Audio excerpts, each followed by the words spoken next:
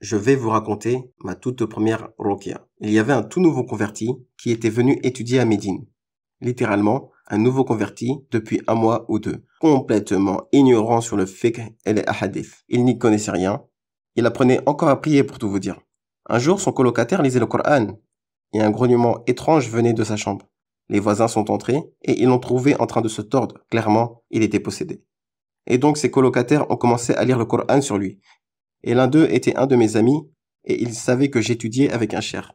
Donc, j'ai reçu un appel téléphonique. Le message, c'était « Cher, tu dois venir, vite, nous avons besoin de toi pour faire une ruqya ou quelque chose. » Et bien sûr, étant fraîchement diplômé, j'étais excité sur le moment. Je me suis mis en mode « Ghostbuster », le chasseur de djinns. C'était du style « On a besoin de Yasser Qadi, on a quelqu'un qui se tord par terre, viens faire la ruqya. » Je prenais des cours avec un cheikh et je leur ai dit « Oui, je peux gérer ça, ne vous inquiétez pas. » J'avais absolument zéro expérience. Beaucoup de connaissances littéraires à ce moment-là, mais zéro expérience. J'ai mis mon thawb et c'est parti. Rendez-vous à leur dortoir. C'est là-bas qu'ils étaient. Alors le frère était allongé. J'ai passé environ 2 heures là-bas et de nombreux incidents s'y sont produits. Parmi les choses qui s'y sont passées, c'est que quand j'ai commencé à lire le Coran, subhanallah, encore une fois, de mes propres yeux, c'est un frère très mince, juste vêtu d'un thawb. Je pouvais voir le djinn bouger, monter et descendre sur son corps qui ondulait. Comme s'il y avait un alien qui montait et descendait. Et je mettais ma main sur sa poitrine et je le voyais comme s'il volait. Et je mettais ma main sur un pied et ça remontait sur l'autre pied. Et je mettais ma main sur l'autre pied et l'entité montait et retournait à l'autre pied. Je regardais littéralement son corps onduler. Et vous ne pouvez pas faire onduler votre corps. Vous ne pouvez simplement pas avoir des ondulations qui montent et descendent dans votre corps de cette façon. Et je voyais cela se produire sous mes propres yeux. Et sincèrement, je commençais à beaucoup paniquer vu son cas. Parce que c'était vraiment bizarre. Nous avons passé toute l'après-midi là-bas. Alors l'un des frères, il nous a offert le déjeuner. Masha'Allah, car nous étions bloqués là-bas. Alors nous sommes assis pour manger. Et le frère est assis au coin. Il est assis tout seul. Et nous mangions tous. Akhi, rejoins-nous. Le frère qui a offert le déjeuner lui a même dit, rejoins-nous. Mais il a dit, non, c'est bon, je n'ai pas faim. Donc, nous sommes en train de manger. Et l'un de nos frères fait tomber accidentellement un morceau. Vous savez, nous mangions tous dans une assiette en commun. Alors l'un de nos frères fait tomber un morceau. C'est juste tombé de sa main. Il l'a laissé par terre et il a pris une autre bouchée. Instantanément, j'ai vu du coin de l'œil. Le frère s'est lancé comme un serpent. On peut imaginer un serpent qui vient avec sa main gauche, il a attrapé ce morceau et l'a englouti d'une manière très peu naturelle. Comment ça? Pourquoi? Comment est-ce possible? Qu'a dit notre prophète sallallahu alayhi wa sallam? Le hadith est dans Sahih al-Bukhari. Lorsque l'un de vous fait tomber une bouchée, qu'il retire toute la saleté et la mange et qu'il ne la laisse pas à Shaitan. C'est un hadith. Ce frère ne pouvait pas avoir la connaissance de ce hadith.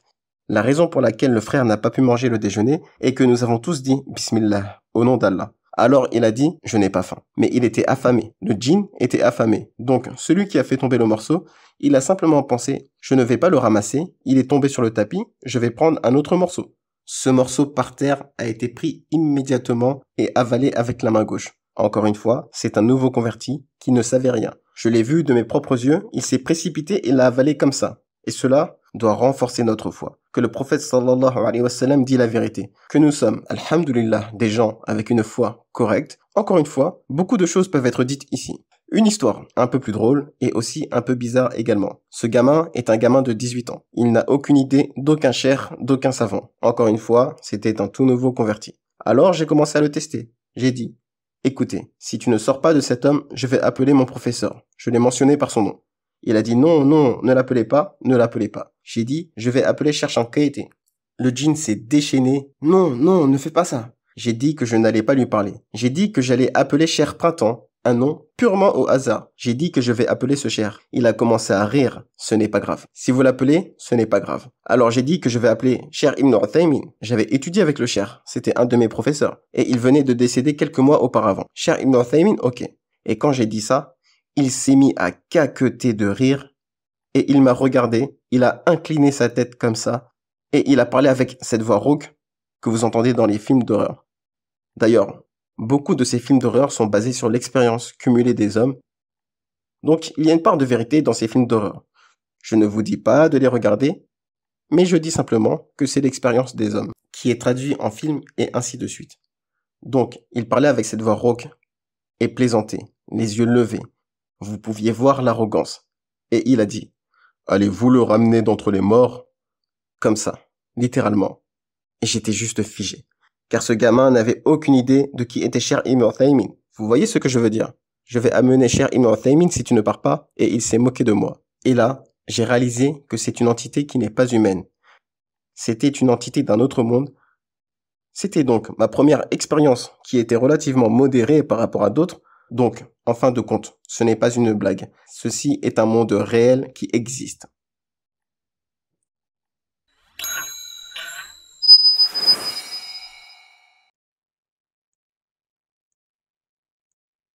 J'ai expérimenté cela dans ma propre vie.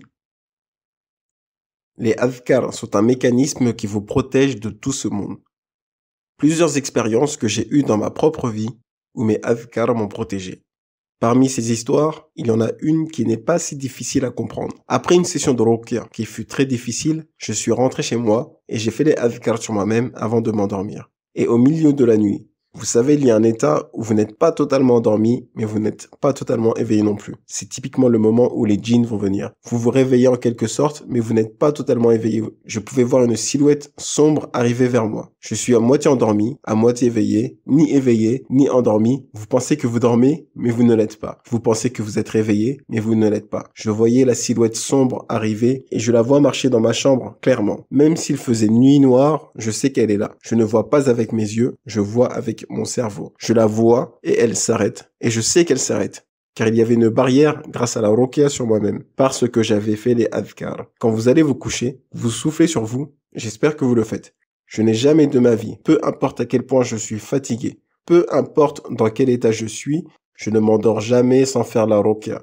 Parce que j'ai été attaqué plusieurs fois dans ma vie par ces entités. Et j'ai vu, quand je fais la ruqya, qu'il y avait un mur. Et je me souviens clairement cette nuit, j'ai fait la ruqya pendant la journée. Je pense que c'était le même incident dont je vous ai parlé précédemment. J'ai fait la ruqya à ce moment-là et je suis parti me coucher. J'avais fait les adhkars. J'ai soufflé sur moi-même et je me souviens très bien que cette entité est venue, venant tout droit vers moi et puis elle s'est arrêtée. Et je savais qu'elle s'était arrêtée parce qu'elle n'avait pas le pouvoir de venir me faire du mal. Parce que j'avais récité Al-Ikhlas, Al-Falaq, Al-Nas, j'avais récité Ayatul Kursi et les 2 derniers versets de Surat Al-Baqarah. J'avais soufflé sur moi-même. Il y avait donc une barrière entre moi et cette entité. Donc, un conseil. Faites toujours vos adhkars et toujours, avant de vous endormir, soufflez sur vous-même afin que, Inch'Allah ta'ala, que ce soit une barrière qui vous protège.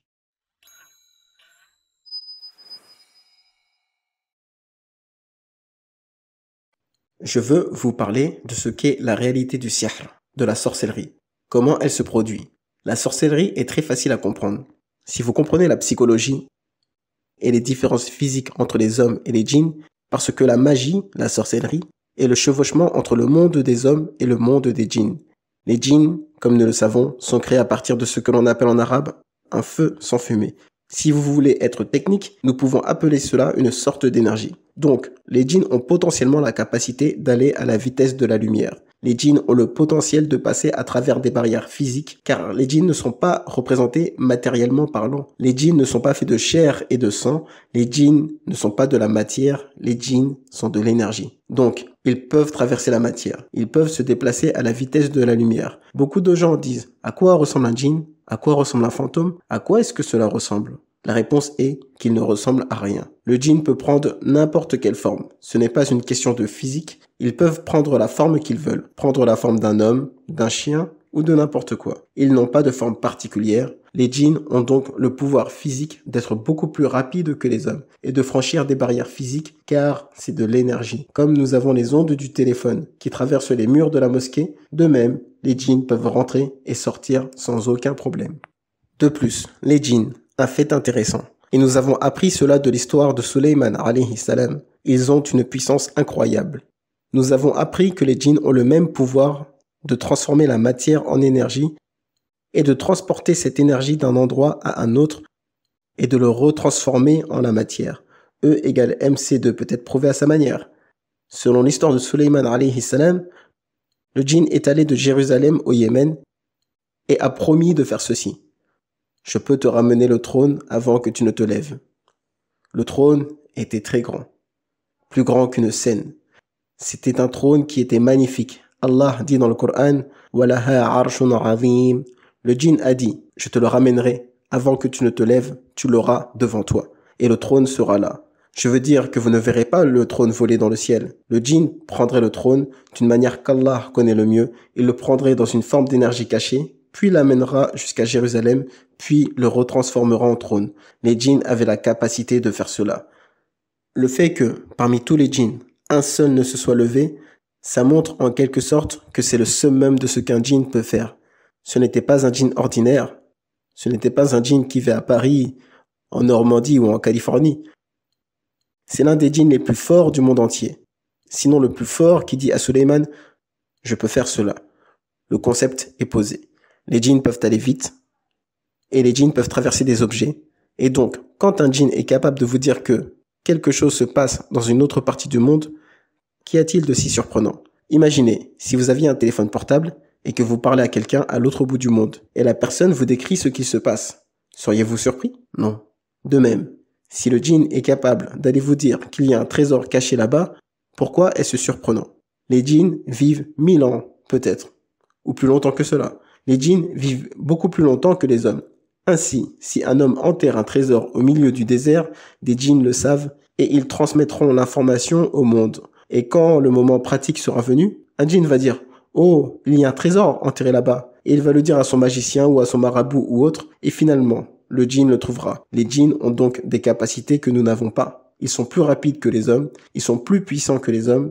Le djinn moyen est plus puissant que l'homme moyen. Encore une fois, cela ne signifie pas qu'ils sont super puissants. Cela ne veut pas dire qu'ils sont infiniment puissants. Seul Allah Azza wa Jal est infiniment puissant.